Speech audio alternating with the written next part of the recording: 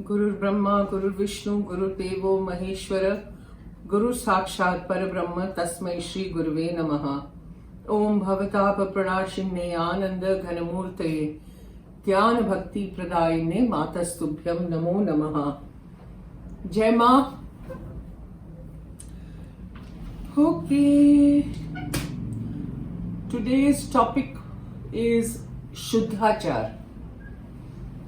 See, somebody has asked me what is Shuddhachar and what are the Shuddhacharis. Shuddhachar is what it says. Shuddh means pure. Achar means your actions, your behavior, your manner, your pattern, everything. Now, there are, when you enter sadhana, there are people who follow Shuddhachars. So they are called Shuddhacharis. So there are a lot of rules that they follow in terms of they cook their own meal. Obviously there is no onion garlic, and for that I'm showing you all the recipes that I make. So in the path of sadhana, if you avoid onion and garlic, it is much better, because onion garlic is supposed to be tamasic food. I know it is very good for health issues to eat garlic and all that, but for sadhana it is a hindrance, because as it is, we have so many negative qualities within us, like anger, emotions, all those different negative qualities we have. And these kind of foods that we eat increases heat in our body, and so the anger becomes more, the irritation becomes more, and that's why they always advise that sadhak should avoid onion garlic. So we at least follow all that in Ma's ashram. Now there are a lot of Shuddhacharis in our ashram also who follow a lot of rules. For example, they cook their own meal, they eat in their own utensils, because this is all about vibrations, this is all about other people touching your food, and they're probably, if they're cooking, their vibrations may not be that pure, or they may have some negative thoughts and all that, which I'm always saying in my food channel, my Sattvic Food, that your vibrations have to be right, your thoughts have to be right, and that is the kind of emotions you should give to your food. Then the food is very pure. And when you eat that kind of food, the digestion is much better. So they cook their own meals, they wash their own utensils, they don't touch people, there is no hugging and all that which goes on in society. So we don't hug people, we don't do things like that.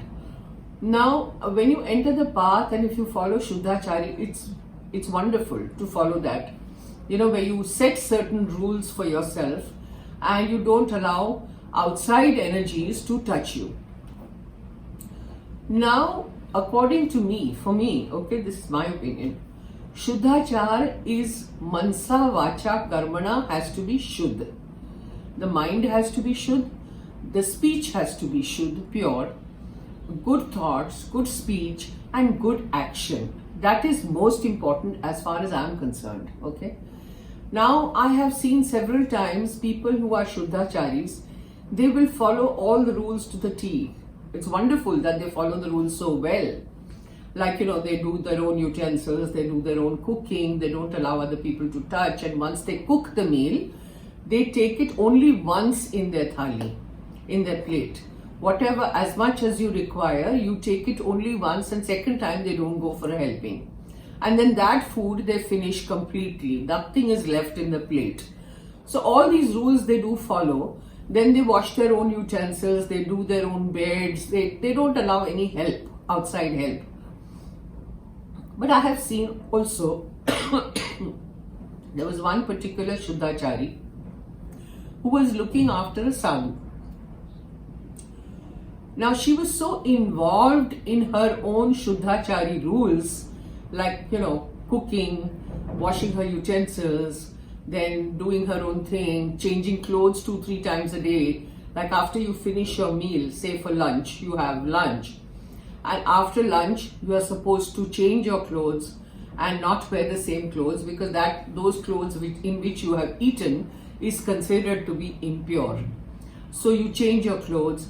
Evening, when you do sandhya, again you change your clothes, have your bath, change your clothes, and then do your sandhya. So these rules do apply to everybody who is a sadhak. But I had seen that this particular person was so involved in her Shuddhachari rules that the poor sadhu had to wait. It was a lady sadhu. She had to wait till she finished washing her utensils and she finished doing everything. And once she did mention that, is washing utensil more important to you than feeding a sadhu? Because she was waiting for her meals. Now you see, this is what happens, you are so involved with following your rules that itself becomes your limitation. Okay, to a certain extent, yes, but those considerations go away then, because you are constantly involved with, I have to do this and I have to do that, and I'm a Shuddhachari and I won't allow anybody to touch me if they touch me. But what happens to the rest of the things like Mansa Vacha Karmana? You sit and gossip, you sit and backbite people, your thoughts are not good, you're always criticizing, you're critical with people, then you are judgmental, these qualities still remain. What is Shuddhachar? These qualities have to go, right? Your Mansa, Vacha and Karmana means whatever actions you do have to be pure. If that doesn't come into your Shuddhachari rules, then what kind of Shuddhachari? In this process, what happens? Your sadhana also suffers, because you're constantly involved from morning to night, what you should cook for yourself, how you should wash your utensils, nobody should touch your utensils, nobody should enter your kitchen, your clothes have to be clean, so you're washing your own clothes, you're putting on your own clothes. These rules are wonderful, but there has to be a line which you have to say, okay, this is my limit. If you go on doing this constantly and not apply your mind to other things like seva, if you are in the service of a sadhu, that should be your first Shuddhachari rule, your first Shuddhachari duty, that I am in the service of a sadhu and I can wash my utensils later. So much so that the sadhu had said, will you go on just washing utensils? You will not feed me? That is not correct. So, one has to draw a line everywhere and say, okay, I'm a Shuddhachari, I'm doing all these things, I'm doing my duties and everything.